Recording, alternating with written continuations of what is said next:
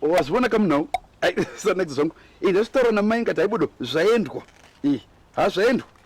uye gore rino ndakataura ndikati ukada kukura somuchekechera wamabarwe iye zvanditori kumuti mabarwe asitabuda muchekechera ndoga unokura kudarika dzinde rebarwe iwe kada kukura unodzingwa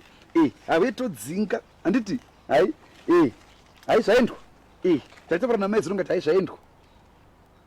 uye 2022 igore rekuti unenge achida kumwasvika todzinga pamwasvika todzinga kwamwasvika unodzingwa uye musangano is a huge homwe nenyika yacho nyika yerifa nyika yajehovha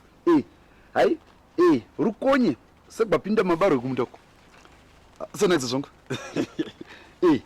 hai ndo paipa taitaura kuti 2020 petiri kupinda apa takaenda mvura yatonaya yakuniya vochema havo mbuya vovungudza havo kufarira kutonga munyika yerifa handiti vanomwasvuka tichidzinga vanomwasvuka tichidzinga chatora uyu mukomana wakabva mhiri uyu wakavuya uyu wakatora chisikana chedichi unoyani uyu maposa tamisa ipapo pada munhu unoushingi handiti kuchengeta mashoko enyika ungwaro hwenyika muda murume anobva mhiri achiuya achizvitorera panohliwa navazhinji domira ndimanyemba kwakuita mabhanangana ndingahoro wasvika ibedromen andivakomana sanakisa zvangu asi ai mvura rega iniye iwoinda mvura ichiniye ungatitotikadi sanakisa zvangu afeni kuti iye uyu ndiyo mwasara kudzinga handiti zvina mhosva kuti ndiani todzinga uye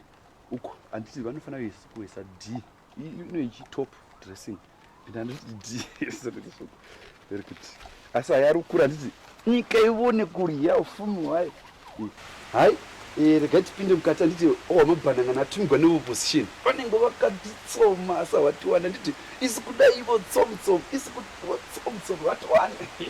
sanakizvama asi mvura yetoniye vachema mbuya vakati hai vanonga varye rifa renyika nyika yajehovha